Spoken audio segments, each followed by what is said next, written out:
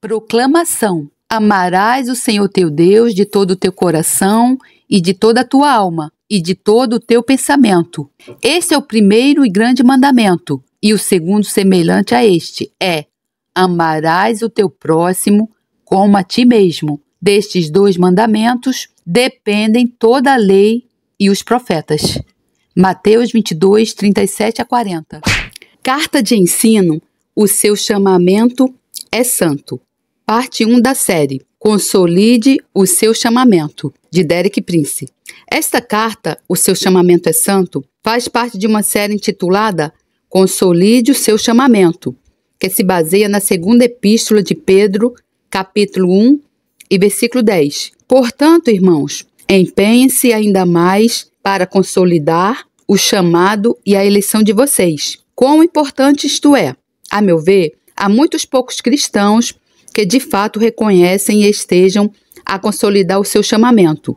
Penso até que há multidões de cristãos que nem percebem qual é o seu chamamento. Será o meu empenho trazer-lhe as verdades básicas do chamamento de Deus até si, de tal maneira que possa agir em conformidade com elas. Não estou interessado em divulgar palestras religiosas. Deus libertou-me disso há mais de 20 anos. Quando ensinar qualquer coisa, o meu esforço sincero é que possam pôr em prática o que transmito. Chamamento. Irei abordar então a questão de ser chamado por Deus. Há dois verbos que expressam bem o que está contido na palavra chamamento. Um é convidar, outro é convocar. Quer dizer, o chamamento de Deus é um convite e ao mesmo tempo uma convocação. Gostaria de salientar que o momento em que Deus lhe confronta com o seu chamamento é o momento mais significativo da sua vida, e todo o seu destino no tempo e na eternidade será determinado pelo modo como responder ao chamamento de Deus. Testemunho pessoal. A minha experiência pessoal foi a seguinte: embora tendo passado pelos vários rituais, cerimônias e requisitos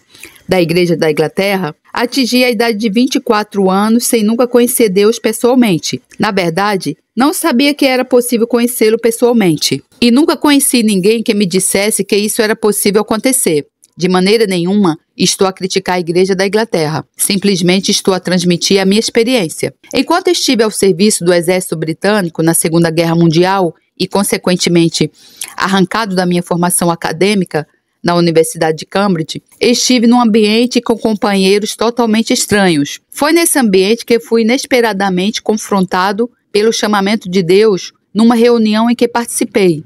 Não tinha conhecimento doutrinal da salvação ou do novo nascimento ou da verdade evangélica. Para mim, tudo era novidade, mas algo que se tornou muito real. Percebi que Deus me tinha desafiado e tinha disponibilizado algo para mim e que poderia nunca mais ter essa oportunidade. Não posso dizer-lhe quão vívido foi para mim saber que tinha de tomar uma decisão, e se não a tomasse, talvez nunca teria a oportunidade de tomá-la novamente. Sempre me aflige, entristece, quando vejo pessoas que desprezam a graça de Deus, incapazes de tomarem uma decisão, incapazes de se comprometerem. E quero dizer-lhe que se nunca foi confrontado com o chamamento de Deus, e o for agora, não assuma que possa ter uma segunda oportunidade. Poderá eventualmente tê-la, ou muito mais vezes ainda, mas não pode contar com isso como certo. E é muito descortês não responder ao convite de Deus. O chamamento está ligado ao propósito, plano de Deus. Romanos 8, 29 e 30, 1 Pedro 1, 2.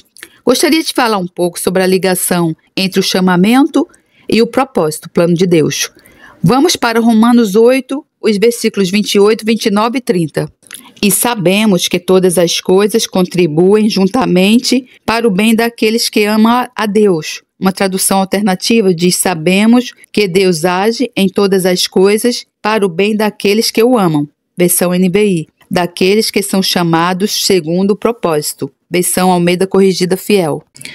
Observe a palavra chamados. Deus não age em todas as coisas para o bem de todos, mas sim para aqueles que responderam ao chamamento dele. Quando responde, passa a estar numa classe especial em torno da qual todos os propósitos de Deus se centram. Então, Paulo continua dizendo: pois aqueles que de antemão conheceu, também os predestinou para serem conformes à imagem de seu Filho, a fim de que ele seja o primogênito entre muitos irmãos.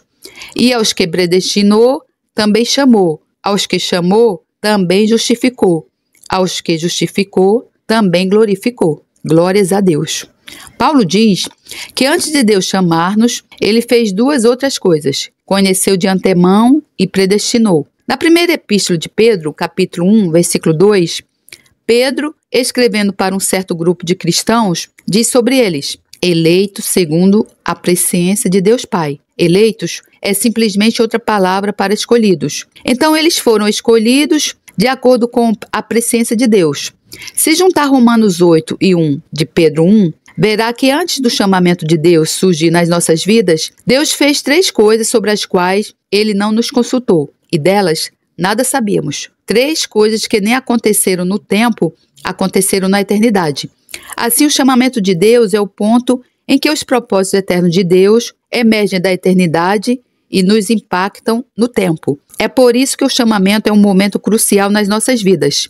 O chamamento de Deus é o ponto em que os propósitos eternos de Deus emergem da eternidade e nos impactam no tempo. Glórias a Deus! Então, as 3 coisas que Deus fez na eternidade foram as seguintes. Ele reconheceu-nos, escolheu-nos e nos predestinou. Se entender essa mensagem, nunca mais será como um acaso à procura de um lugar para acontecer. Nunca mais sentirá que é apenas uma mancha de poeira a flutuar no universo. Perceberá que é a parte integrante de um plano eterno de Deus. Não há imprevistos no plano de Deus. Aleluia! Para começar, Ele nos conheceu de antemão. Ele conheceu-nos antecipadamente. Conheceu-nos antes de nascermos, antes de termos sido nomeados, desde a eternidade. E com base no seu conhecimento, Ele escolheu-nos. É muito importante compreender que Deus escolhe com base no seu conhecimento. Então, quando Deus o escolhe para fazer algo por Ele, sabe que pode fazê-lo. Ele nunca o escolhe para fazer algo que não seja capaz de fazer, pela sua graça. Então, não fuja do seu chamamento com base no pensamento. Eu não consigo fazer isso. É muito importante entender isso. Tudo começa com o eterno conhecimento de Deus sobre cada um de nós. O conhecimento de Deus é algo estupendo. A Bíblia diz que Ele conhece todas as estrelas, cada estrela por si, e que chama todas elas pelo nome. Existem bilhões e bilhões de estrelas. Deus conhece todos os pardais. Jesus disse: 2 pardais são vendidos por 1 moeda. 5 pardais são vendidos por 2 moedas. Lucas 12:6. Irmão, quem explica Deus? Ninguém explica Deus. Ou seja, se comprar em quantidade, consegue um pardal de graça. Mas ele disse que o pardal que não é cobrado, não cai ao chão sem o Pai saber. Não há um pardal em qualquer lugar do universo que Deus não conheça. Meu Deus, louvado seja o nosso Senhor. E então Jesus disse: lembra-te, os cabelos da tua cabeça estão todos numerados. Lucas 12:7. Deus sabe exatamente quantos cabelos tem. Assim, o conhecimento de Deus abrange todo o universo, desde as estrelas até os pardais e aos cabelos da sua cabeça. Meu Deus do céu, louvado seja o nosso Senhor! Abrange não apenas o tempo, mas a eternidade. Se conseguir começar a captar a totalidade do conhecimento de Deus, isso dar-lhe-á uma atitude diferente para com a vida e consigo próprio. Aleluia! Aleluias! Com base no seu conhecimento, Ele escolheu-nos. E depois de nos escolher, nos predestinou. Mas esta é uma palavra que foi pervertida por alguns extremistas. Ele não nos predestinou para sermos salvos. Ele predestinou-nos para sermos conforme a imagem de Jesus Cristo. Aleluia! Se uma pessoa me disser que está predestinada à salvação e não vejo frutos na sua vida, vou questionar essa afirmação. Mas se vir alguém conforme a imagem de Jesus Cristo, tenho de acreditar que é porque ele estava predestinado. Não poderia ser de outra forma. Irmão e irmã, você tem que dizer: eu sou a imagem e semelhança de Jesus Cristo. Cristo vive em mim. Aleluia! Ser predestinado significa que Deus planejou o curso da sua vida com antecedência. Ele sabe onde estará a cada dia da semana, a cada hora do dia. Ele conhece os problemas e as crises com que se vai confrontar e tem uma resposta para cada um. Deus não tem emergências. Ele nunca é apanhado de surpresa. Nada aconteceu no universo que Deus não tivesse previsto. Então, essas são as 3 coisas que Deus faz por nós na eternidade. Ele conhece-nos, Ele escolhe-nos e Ele nos predestina. Resolve o curso que a nossa vida deve tomar. Hoje, maravilham-nos com o que os computadores podem fazer, mas afirmo que o computador celestial supera o resto. É simplesmente incrível. Não há um pedaço de poeira no universo. Não há um inseto que Deus não conheça. E fazemos parte da essência central do seu plano. Aleluias! O chamamento, a eternidade, a afetar a sua vida. Depois de nos conhecer, escolher e predestinar, Ele intervém nas nossas vidas no momento escolhido e chama-nos. O momento do seu chamamento é o momento em que a eternidade afeta a sua vida. O momento do seu chamamento é o momento em que a eternidade afeta a sua vida.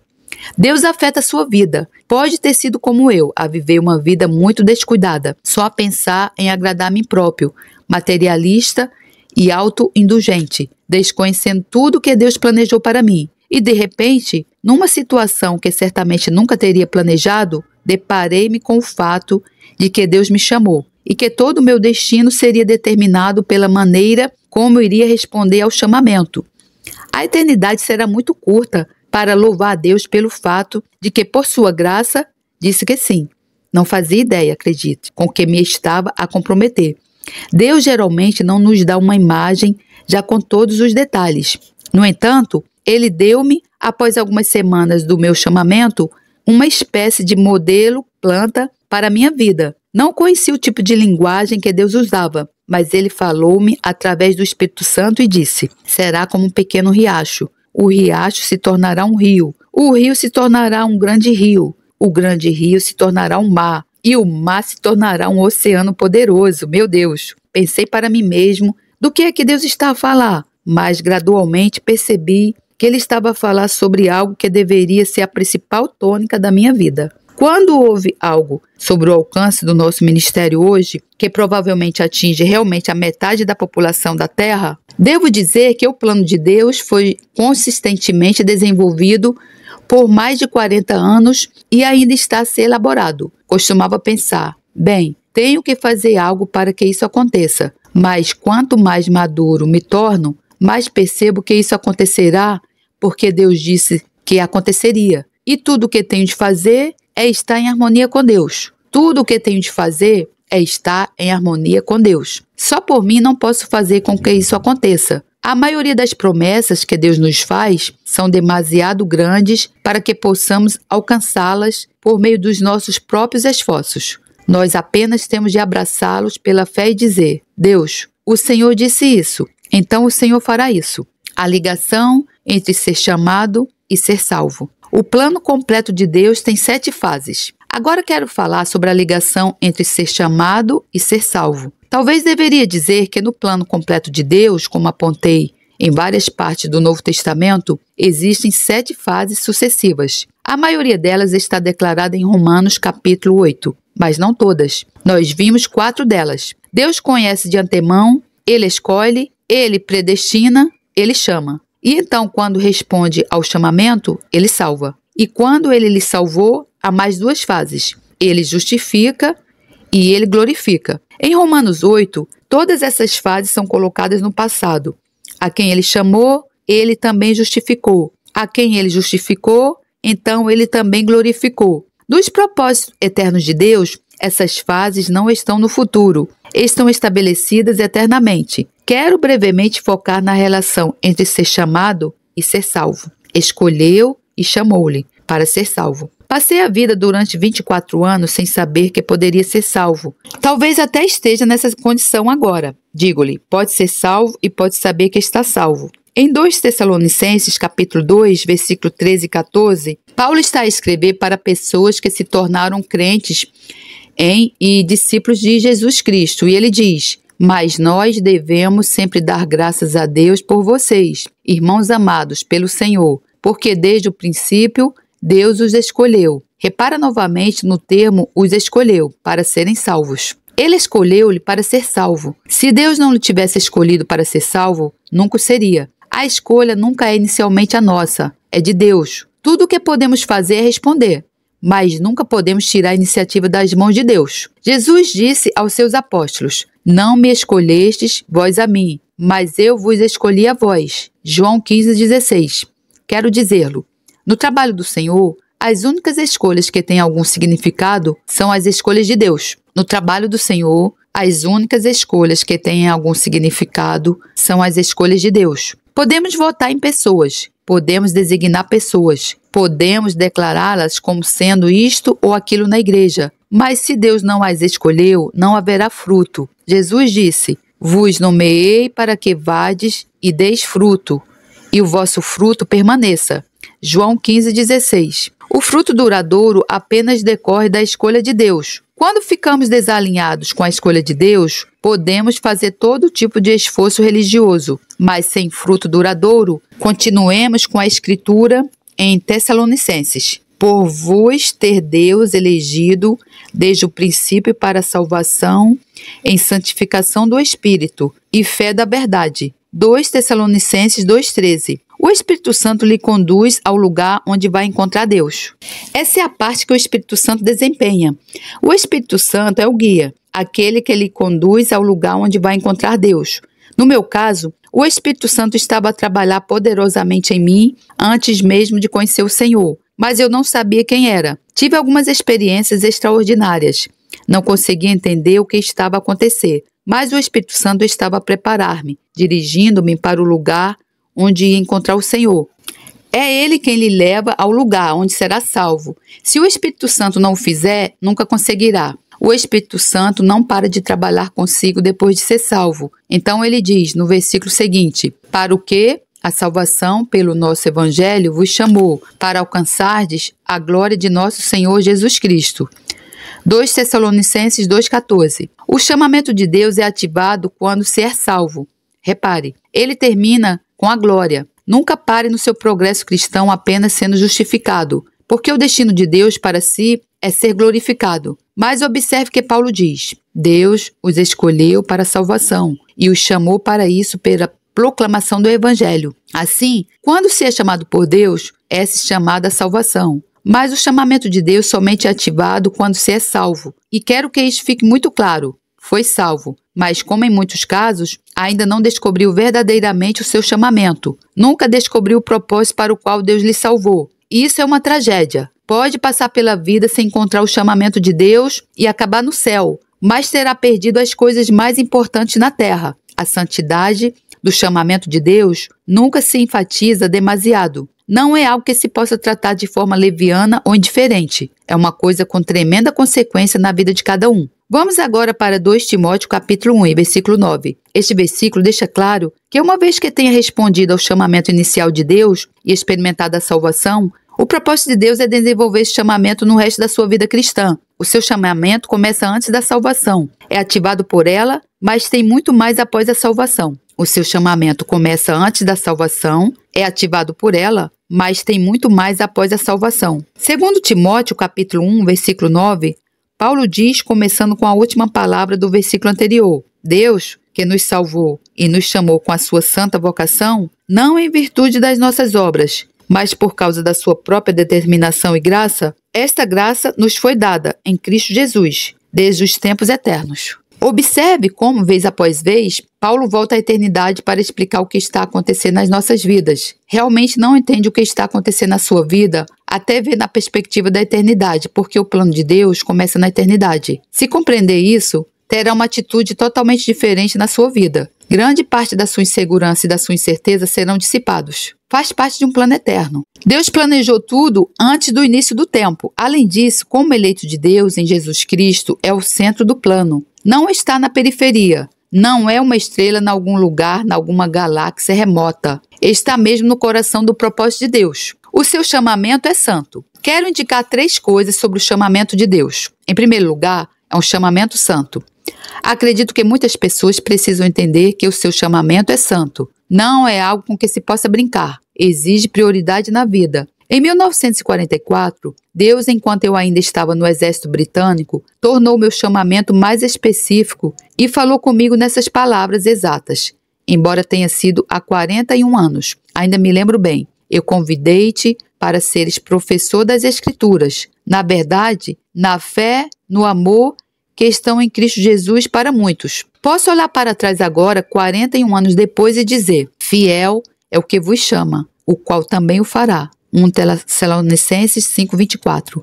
Nunca acreditaria em 1944 que o meu ministério de ensino chegaria à metade do globo. Aleluia, glórias a Deus. Não é porque eu seja dotado, talentoso, mas porque Deus é fiel. Mas Ele é somente fiel se caminhar no seu chamamento. Sabemos que Deus age em todas as coisas para o bem daqueles que o amam, dos que foram chamados de acordo com o seu propósito. Romanos 8:28. O seu chamamento deve ter prioridade sobre tudo, entende? Deve estar no seu chamamento e no propósito de Deus, antes de tudo, operar para o seu bem. Precisa de se alinhar com o propósito de Deus. Portanto, tenha em mente que o seu chamamento é santo.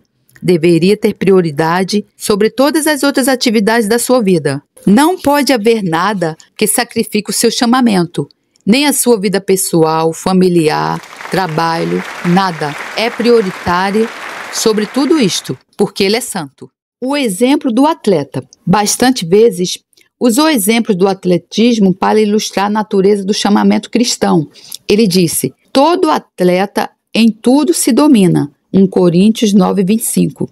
Considere as pessoas que aparecem nos Jogos Olímpicos de hoje. Não há um único atleta naqueles Jogos que não faça do atletismo a sua prioridade número 1 na sua vida. Toda a sua vida é dedicada a saltar um pouco mais alto, ou correr um pouco mais rápido, ou mergulhar um pouco mais perfeito do que qualquer outra pessoa no mundo. Os livros que leem, a forma como passam o tempo, os alimentos que comem, o exercício que praticam, os amigos que cultivam, estão todos relacionados com essa conquista atlética. E Paulo diz que o fazem apenas para obter uma coroa de louros desvanecida. Essa foi a medalha de ouro no seu dia. Hoje fazem isso por uma medalha de ouro, que não contém muito ouro, aliás, que é apenas uma pequena coisa temporária. Mas Paulo diz que nós o fazemos por uma coroa incorruptível. Aleluias, glórias a Deus.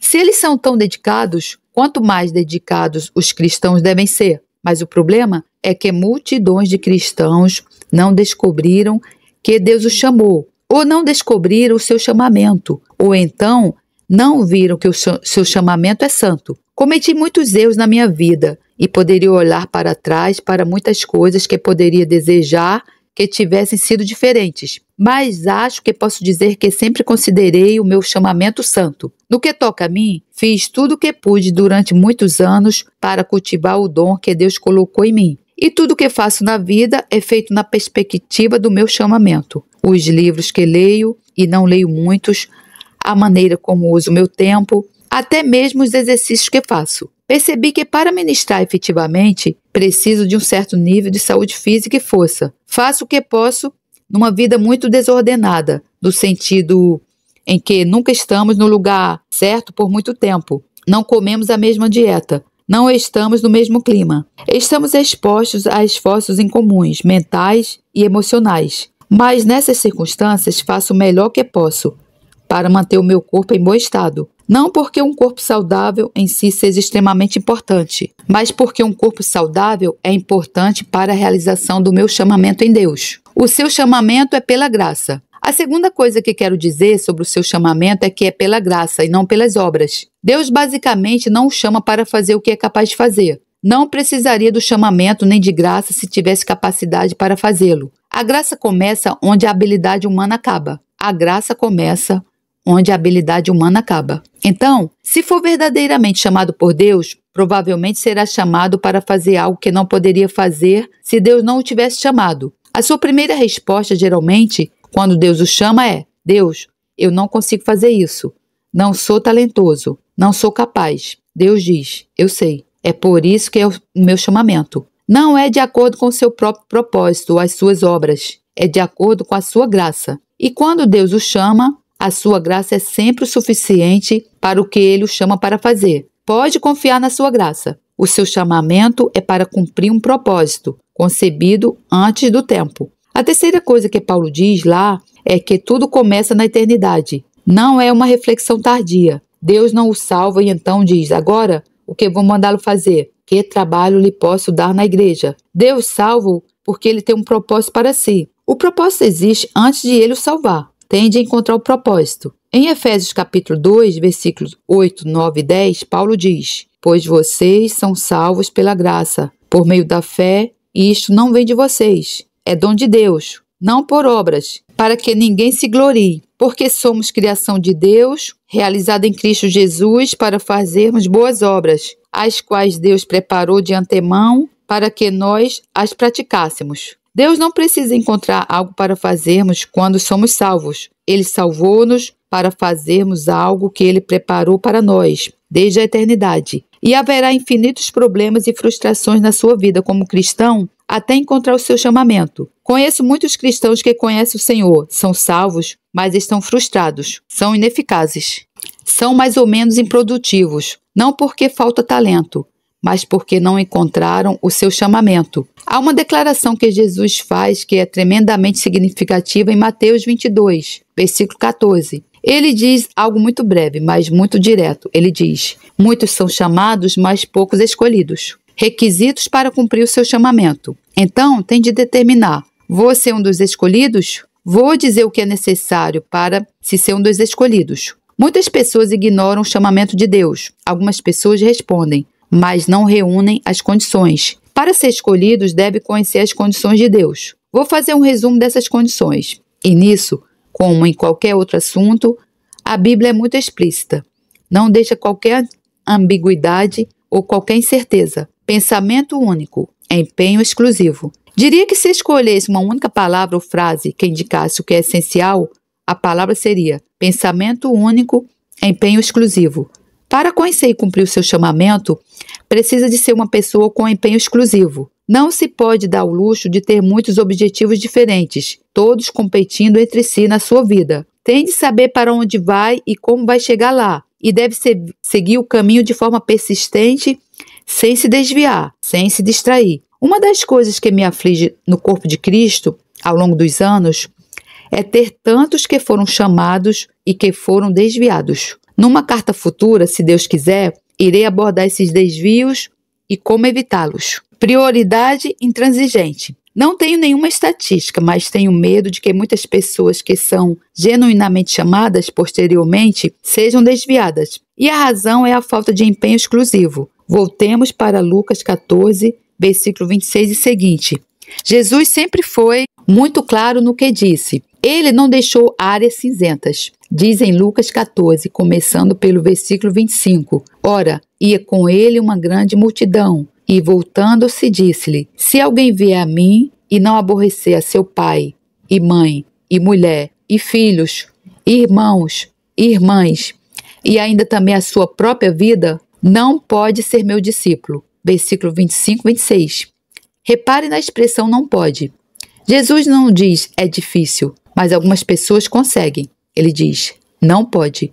E então ele diz, e qualquer que não levar a sua cruz e não vier após mim, não pode ser meu discípulo. Versículo 27. A cruz. Alguém disse duas coisas sobre a cruz. Antes de tudo, a cruz é onde a vontade de Deus e a sua vontade se cruzam. É onde tem de dizer, não a minha vontade, mas a sua seja feita. Em segundo lugar, a cruz é o lugar onde morre, e tem de agarrar a cruz sabendo, porém, que em algum momento será confrontado com essa decisão. Não a minha vontade, mas a vontade de Deus. E esse será o lugar onde você e o seu velho ego, e as suas ambições, e toda a sua astúcia e o seu talento morrem. E daquela morte, Jesus produzirá algo completamente novo. Jesus disse, quem quiser salvar a sua vida, a perderá, mas quem perder a vida por minha causa, a encontrará. Mateus 16, 25.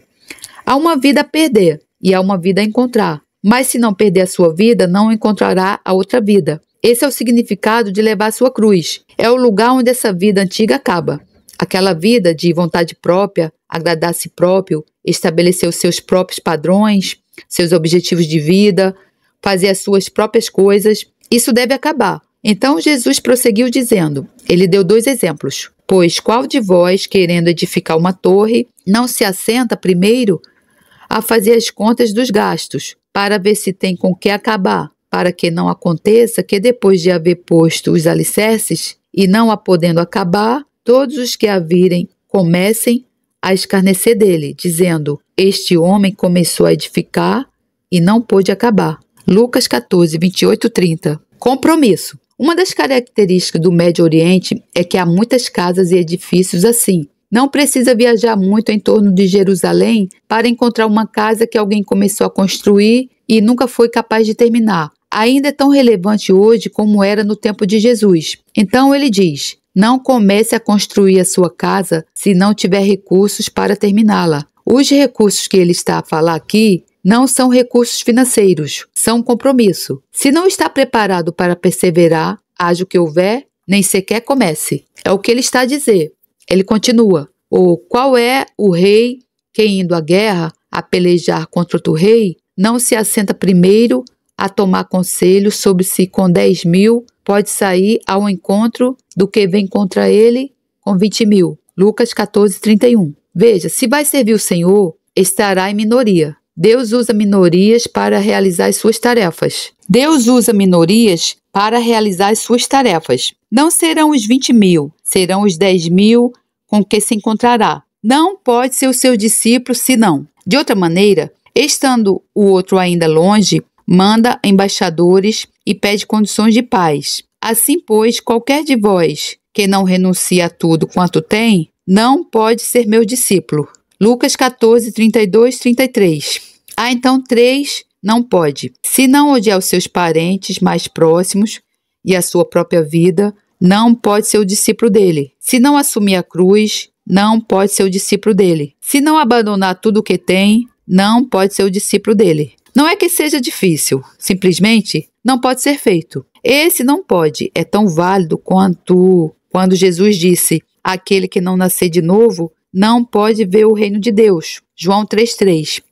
Ele não pode entrar no reino de Deus. Estamos a falar de impossibilidades. Poderá pensar: irmão Prince, isso significa que terei de partir se quiser ser um discípulo de Jesus e vender tudo o que tenho? Não necessariamente. Algumas pessoas pediram para fazer isso, mas se comprometer sinceramente, sem reservas, para ser um discípulo, Deus providenciará as circunstâncias. Mas verá, quando olhar para trás, alguns anos depois, que Deus o testou em cada vínculo principal. Coloca a sua família antes de Jesus? Coloca o seu trabalho antes de Jesus? Coloca o seu ordenado antes de Jesus? Ele tem a prioridade absoluta na sua vida? Essa é a questão. Deus não quer que seja maldoso ou rude para a sua família. Deus não quer que seja preguiçoso e desempregado. Mas Ele quer que determine as suas prioridades. Qualquer coisa que tenha precedência sobre a reivindicação de Jesus deve ser odiada nesse sentido. Não que Deus lhe peça para odiar alguém no sentido normal,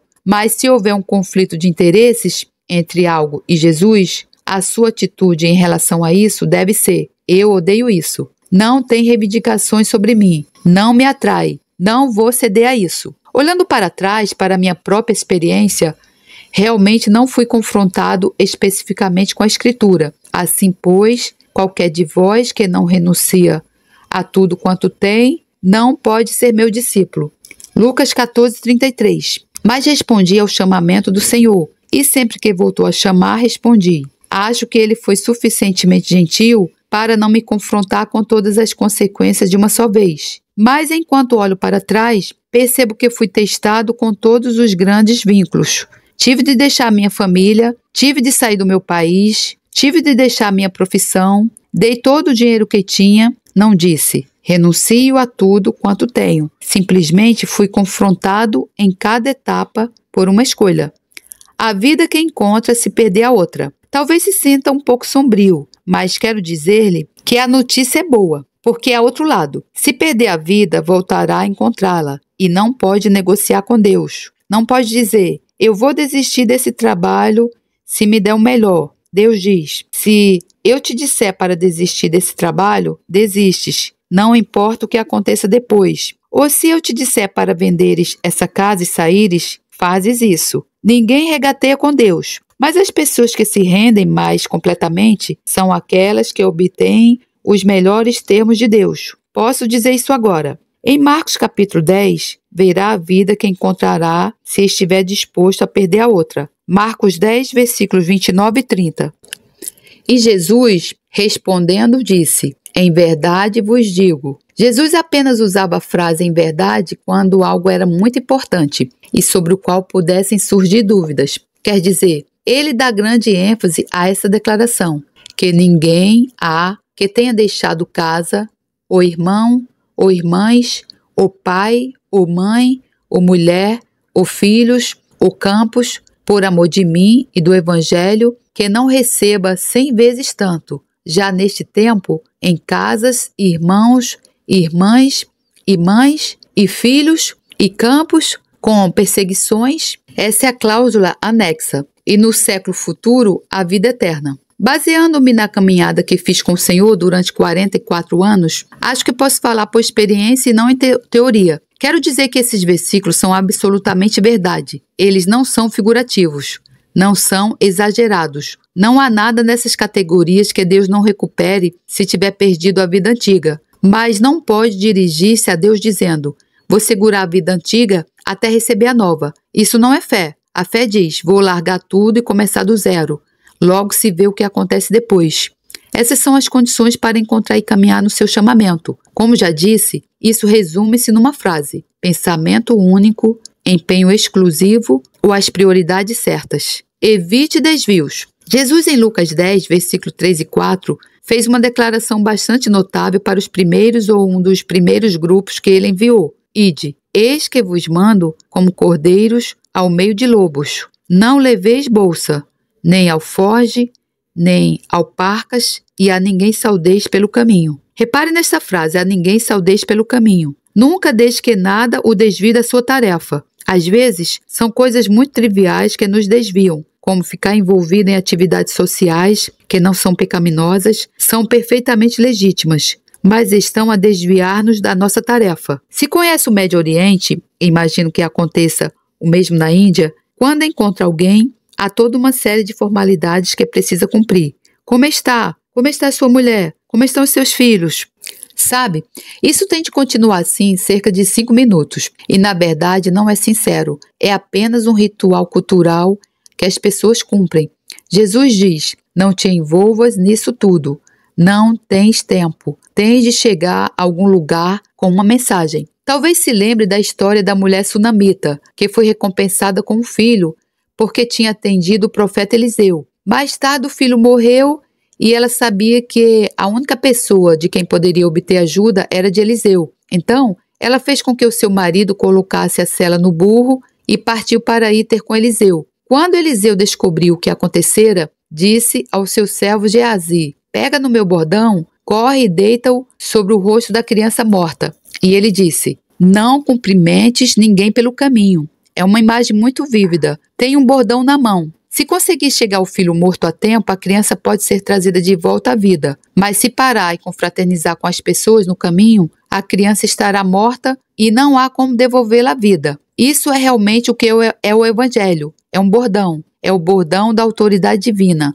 É a mensagem profética. E se conseguir chegar à pessoa que está morta a tempo, essa pessoa pode ser trazida de volta à vida.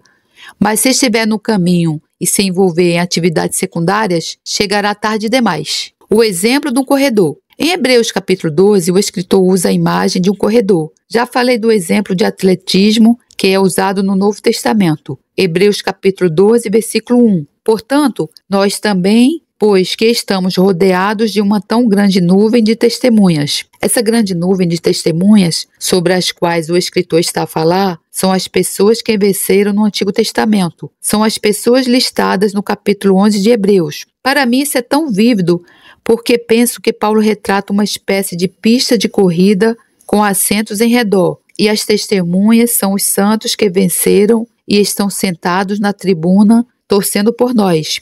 Então ele diz, à luz de todas as pessoas que estão torcendo por nós: vamos fazer a corrida, não vamos desviar-nos. Há toda uma área de, diria, responsabilidade quando vivemos as nossas vidas à luz da eternidade. Se simplesmente se concentrar nas coisas do tempo, realmente está a perder a essência e o coração do cristianismo. O Evangelho começa na eternidade com a presciência, escolha e predestinação de Deus, e vai acabar na eternidade. O tempo é apenas um pequeno beco estreito entre os dois. Digo que os cristãos que estão sempre insatisfeitos são os cristãos que se concentram apenas no tempo, porque a nossa satisfação não deve ser encontrada apenas no tempo, Podemos ter um tempo maravilhoso nesta vida, e olho para trás e vejo anos com enorme satisfação ao serviço do Senhor, mas a prova final é a eternidade. Assim o escritor de Hebreus diz, capítulo 12, versículo 1. Portanto, também nós, visto que temos a rodear-nos tão grande nuvem de testemunhas, desembaraçando-nos de todo o peso, tudo que nos atrapalha, e do pecado que tenazmente nos assedia, corramos com perseverança a carreira que nos está proposta. O pecado. O escritor diz que há duas coisas contra as quais devemos proteger-nos. Uma é o pecado, porque ele enreda-nos e prega-nos rasteiras e impede-nos de correr todo o peso. Mas o outro é todo o peso. Há muitas coisas que não são pecaminosas, mas são pesos. E nunca se viu uma pessoa correr numa maratona, levando no bolso um único item que aumentasse o peso que deveria carregar. Ele despoja-se até a mínima necessidade de roupa, porque mesmo o menor peso pode afetar sua capacidade de executar essa corrida. E isso é o que o escritor está a dizer. Não apenas não se enredam com o pecado, mas também não carreguem pesos desnecessários. Pare apenas por momentos e peça ao Senhor para mostrar se está levá-lo a sério. Senhor, estou a levar alguns pesos que me impedem de correr esta corrida? Se elevar o seu coração para o Espírito Santo, ele será fiel. Talvez agora, talvez um pouco mais tarde. Ele irá mostrar-lhe. O exemplo do Paulo. Vamos ler as palavras de Paulo em que fala sobre a corrida que ele estava a executar em Filipenses 3, 12 e 14. Não que já a tenha alcançado, ou que seja perfeito. Se Paulo não tinha alcançado, suponho que seria sincero admitir que nenhum de nós o tenha, mas prossigo para alcançar aquilo para o que fui também preso por Cristo Jesus. Irmãos, quanto a mim, não julgo que eu haja alcançado, mas uma coisa faço, e é que, esquecendo-me das coisas que atrás ficam e avançando para as que estão diante de mim, prossigo para o alvo pelo prêmio da soberana vocação de Deus em Cristo Jesus. Observe que é o chamamento que o mantém avançando, o que o impede de se desviar, o que faz com que ele faça o seu melhor esforço. No final da sua vida, lembra-se do que ele disse? Combati o bom combate, terminei a corrida, guardei a fé. 2 Timóteo 4:7. Isso é algo que só pode dizer quando se tenha chegado ao fim da meta, e não se chegará ao fim a menos que se prossiga para o objetivo. Pessoalmente, não acredito que seja possível guardar a fé se não se correr a corrida e combater o combate. Acho que guardar a fé significa muito mais do que apenas continuar a ter um consenso intelectual do Evangelho. Acho que guardar a fé envolve um combate, envolve uma corrida. E não vamos guardar a fé a menos que corramos a corrida e combatamos o combate. 3 fases. Ao encerrar, vou dar-lhe 2 versículos do livro do Apocalipse. Apocalipse, capítulo 17, versículo 14, que fala sobre o grande combate do fim dos tempos entre o anticristo e Cristo. E diz sobre Jesus e os seus seguidores. Estes, os reis da terra e o anticristo, combaterão contra o Cordeiro, e o Cordeiro os vencerá, porque é o Senhor dos senhores e o Rei dos reis. Vencerão os que estão com ele, chamados e eleitos e fiéis. Jesus já tinha dito, muitos são chamados, mas poucos escolhidos. Mas aqui é uma dimensão extra. Aqueles que são verdadeiramente vitoriosos são chamados, escolhidos e fiéis. Isso é correr a corrida, terminar a corrida. Acredito que em Apocalipse 14 temos uma imagem do que está envolvido, e esta é a escritura com a qual gostaria de fechar. Ela fala sobre os 144 mil, que podem ser interpretados de várias maneiras, e não é o meu propósito explicá-los. Mas no versículo 4 de Apocalipse 14 diz: estes são os que não estão contaminados com mulheres, porque são virgens. Estes são os que seguem o Cordeiro para onde quer que vá. Estes são os que dentre os homens foram comprados como primícias para Deus e para o Cordeiro. Acredito que essa é a chave para ser chamado, escolhido e fiel. São aqueles que seguem o Cordeiro onde quer que ele vá. Não é seguir um sistema, não é fazer parte de uma denominação. Tudo isso pode ter o seu lugar, mas não oferece nenhuma garantia de terminar a corrida. As pessoas que terminam a corrida são aquelas que seguem o Cordeiro onde quer que ele vá. As pessoas que terminam a corrida são aquelas que seguem o Cordeiro onde quer que ele vá. Os seus olhos estão no Senhor. Cada vez mais, isso se torna mais importante para mim. O sucesso depende do nosso relacionamento pessoal com o Senhor Jesus Cristo. Isso significa estar empenhado em segui-lo onde quer que ele vá, não importando quem mais o siga ou não siga. Está comprometido em ir para onde ele o leva. À luz de tudo que escrevi, sinto que eu fiz com uma solenidade comum. É algo que não consigo alcançar pelos meus próprios esforços. Na verdade, às vezes, fico quase assustado com a solenidade das coisas que digo. E geralmente é quando estou a tentar deixar de ser insistente, que eu sou mais. Entendi que nessas situações é o Espírito Santo que está a ser insistente e a mostrar urgência. Acho que o Espírito Santo vê os dias críticos em que vivemos e as pressões que estão por vir e a brevidade do tempo muito mais claramente do que qualquer um de nós. É por isso que ele mostra urgência. Glórias a Deus, graças a meu bom Deus por mais esse ensino. Aleluias. E ao nosso Senhor Jesus Cristo, profunda honra e esplendorosa glória ao Rei de todos os tempos. Deus único, imortal, invisível, sempre e sempre. Amém.